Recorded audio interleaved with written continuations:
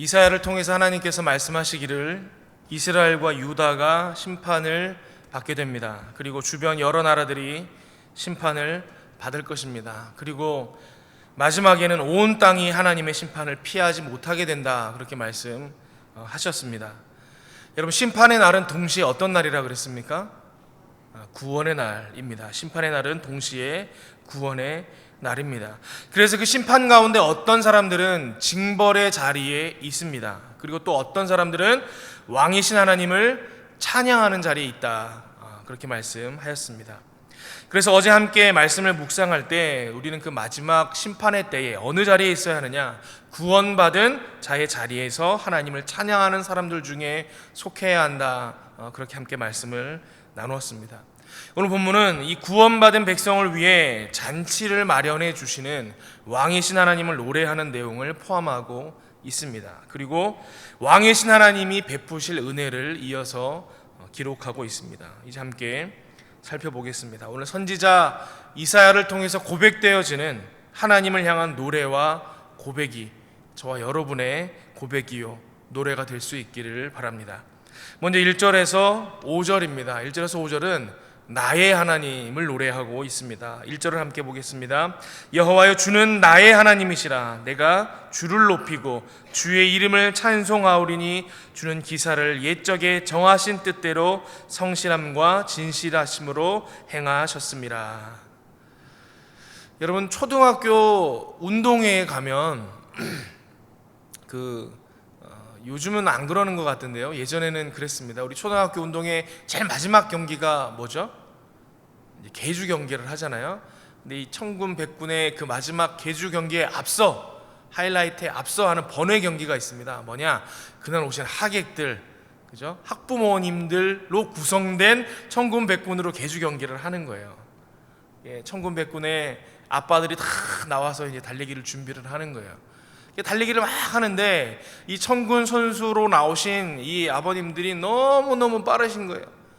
그래서 달리기를 하다가 마지막 주자가 남을 때쯤 돼서는 거의 반 바퀴가 차이가 나고 있습니다. 내가 속한 백군이 지고 있는 거예요. 사람들이 다 포기를 했어요. 이제 야, 이거 반 바퀴 어떻게 따라잡느냐. 근데 이 마지막 주자는 얼마를 뛰죠? 마지막 주자는 한 바퀴를 뜁니다. 마지막 주자가 달리기를 시작하는데 이 백군의 마지막 주자가 바통을 이어봤더니 달리기 시작하는데 긴 다리로 성큼성큼 뛰기 시작하는데 속도가 엄청난 거예요. 사람들의 마음에 기대 심리가 일어나는 거예요. 야, 이거 잘하면 따라잡는 거 아니야? 사람들이 흥분하기 시작했습니다. 아니나 다를까 이 사람이 얼마나 달리는지 정말 바람처럼 달리는 거예요. 바람처럼 달려 거리가 좁혀지고 온 운동장이 흥분의 도가니가 됐어요. 사람들이 다 자리에서 벌떡 일어나가지고 이겨라, 따라잡아라. 아니나 다를까 이 백군의 마지막 주자가 반바퀴 차이 나던 천군의 마지막 주자를 따라잡고 결승선 테이프를 끊고 들어갑니다. 온 운동장이 들썩이고 환호가 일어나고 난리가 난 거야. 야, 저분 정말 굉장하네. 저분 정말 빠르네. 야, 저분 대단하다. 저분 때문에 이겼다. 난리가 난 거예요. 근데 한 아이가 이야기합니다. 저분 우리 아빠예요. 그러면 우리 아빠예요. 저분은 우리 아빠예요. 여러분, 지금 이 이사야, 이 시인의 고백이 지금 이런 고백입니다. 저 하나님, 그 하나님이 나의 하나님이시다. 하나님께서 온 나라와 열방을 심판하시는 내용이 24장까지 쭉 나왔습니다. 악한 자들을 심판하시고 멸하시며 공의를 행하시는 권능의 하나님의 모습이 쭉 나옵니다. 그런데 그 하나님이 누구시라고요? 나의 하나님이시다. 그렇게 고백하고 있는 거예요. 그리고 2절에서 5절까지의 내용을 보세요. 그 나의 하나님께서 심판의 날에 억압받던 자들의 편에 서신다. 그래서 그 억울함을 다 갚아주신다는 거예요. 여러분, 이 시인의 신뢰의 고백이 느껴지십니까? 지금 이사야가 나의 하나님께서 그동안 억울하고 핍박받던 자들을 위하여 다 갚아주실 것이다 라고 믿음으로 노래할 수 있는 그 근거가 어디에 있습니까?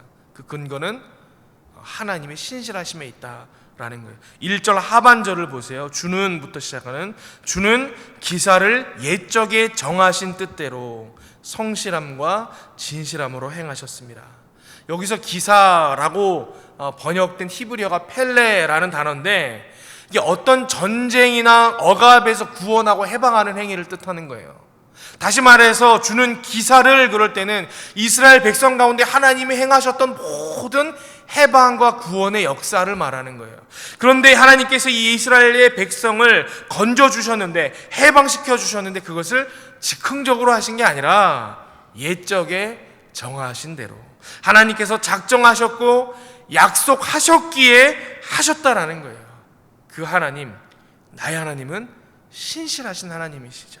그래서 그 하나님을 신뢰한다, 그렇게 고백하고 있는 것입니다.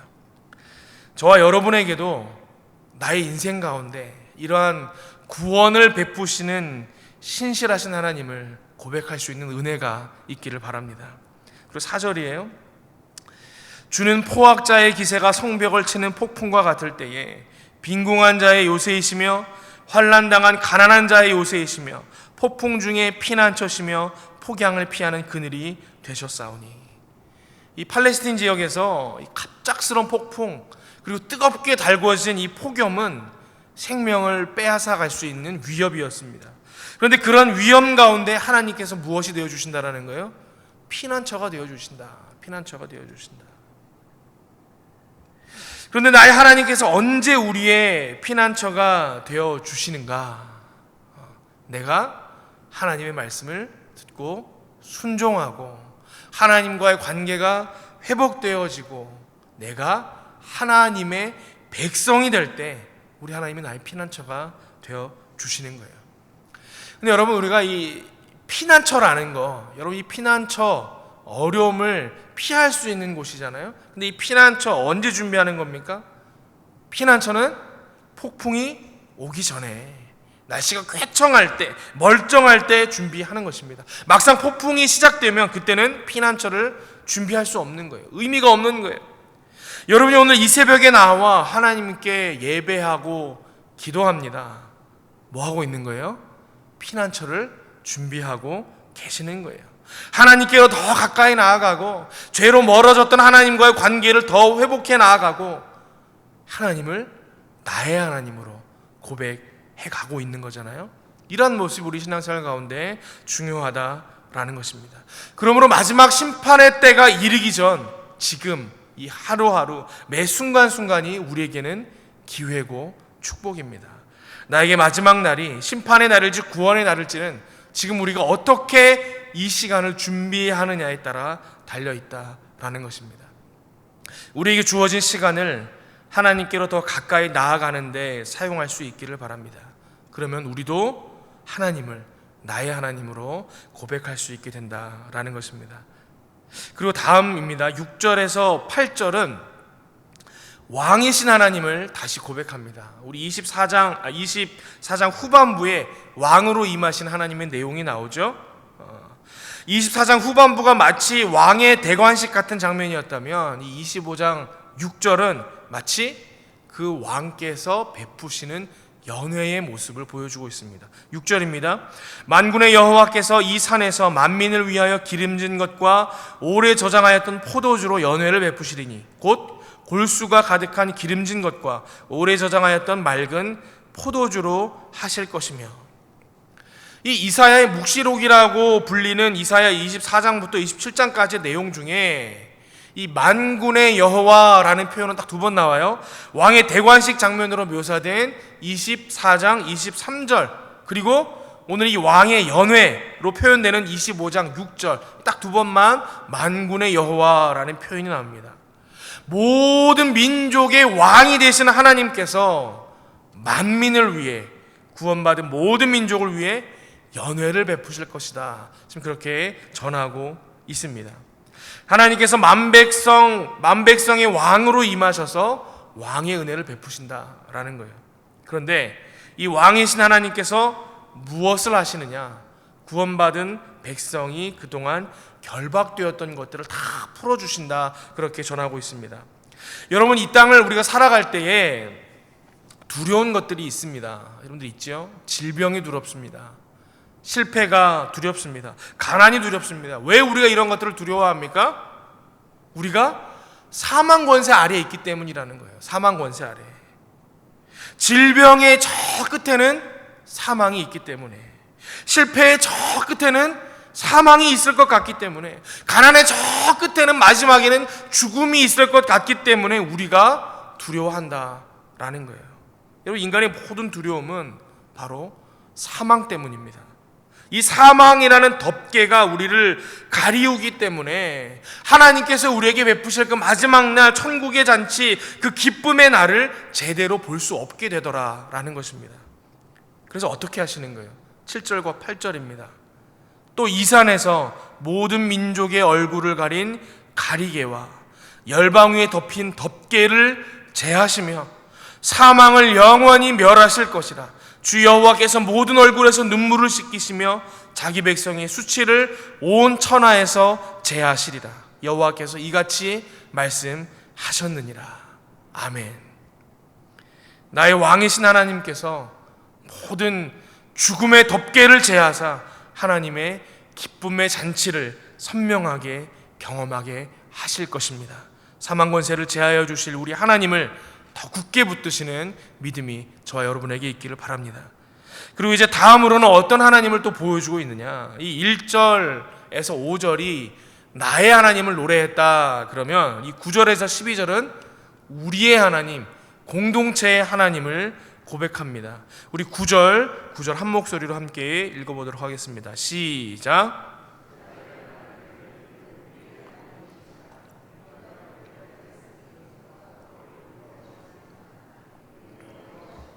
우리가 그를 기다렸으니 우리는 그의 구원을 기뻐하며 즐거워하리라 할 것이며. 여러분, 우리의 신앙이 성장하고 이 하나님과의 관계가 회복되어져 가잖아요. 그럼 어떤 일이 일어나는가 하면 나의 하나님을 우리의 하나님으로 고백하는 단계로 성장하게 된다는 거예요. 우리가 이 땅에서 하나님을 왕으로 모시고 이 하나님과의 관계가 회복되어지는 행위가 무엇입니까? 예배입니다. 예배. 그런데 그 예배 행위를 계속 하잖아요. 그러면 이 왕이신 하나님이 더욱 선명해지고 나의 하나님이라는 이 고백이 더욱 또렷해질수록 우리는 하나님을 우리의 하나님이라고 고백하게 된다는 거예요. 여러분, 오늘날 우리가 드리고 있는 예배 가운데도 이 공동체적 요소, 우리의 하나님이라는 이 신앙 고백의 요소들이 많이 있습니다. 여러분, 우리 예배 가운데 이 기도하는 시간이 있죠. 우리 한 번씩 정해서 우리 주일 낮 예배 같은 경우에 장로님들이 돌아가면서 기도하잖아요. 근데 예전에는 그 예배 가운데 한 분이 나와서 기도하는 거를 대표 기도를 하신다 이렇게 불렀어요. 용어를 대표 기도를 한다 이렇게 썼는데, 이 정확히 말하면 그 표현이 좀 잘못된 것 같아요. 그래서 어떻게 용어를 바꿨느냐, 기도 인도다 이렇게 바꾼 거예요. 기도 인도다. 무슨 말이에요? 대표 기도는 그냥 말 그대로 내가 나와서 대표해서 기도하는 거잖아요. 근데 기도 인도는 어떤 의미가 담겨 있는 거예요?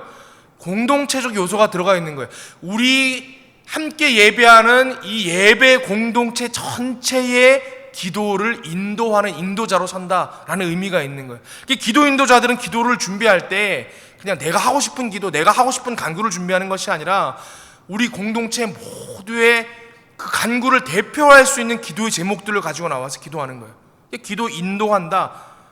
여러분, 이게 제 의견이 아니고 이미 20년 전에 교단에서 기도 인도로 바꾸자 용어를 이렇게 얘기가 나왔던 거예요. 우리 기도 인도라는 표현이 있습니다. 또 예배 가운데 공동 기도 우리 있잖아요. 우리 교회는 그 참회의 기도를 같이 하잖아요. 여러분, 어떤 분들은 그런 분들이 있어요. 아니, 이 참회의 기도, 나는 저기 참회의 기도에 나오는 죄 나는 안 짓는데요. 왜 저 회개를 내가 해야 됩니까? 뭐 나는 이번 주간에 그 죄를 안 졌을 수 있어요. 근데 우리 공동체 가운데 그 죄가 있잖아요. 하나님 앞에 예배할 때 우리의 공동체의 죄를 가지고 회개하며 참회의 기도를 드리는 거예요. 그리고 여러분, 우리 찬양이 이 점점 예배하기 깊어지고 예배에 대한 그 개념들이 성장함에 따라 회중 찬양이 더 이렇게 많은 요소를 차지하고 있습니다. 옛날에는요, 사람들이 음악 교육이 충실하지 않고 이랬기 때문에 예배 가운데 이 노래를 잘 못 불렀어요. 악보 볼 줄 아는 사람도 없고 노래를 잘 못 불렀기 때문에, 그래서 생긴 게 뭐예요?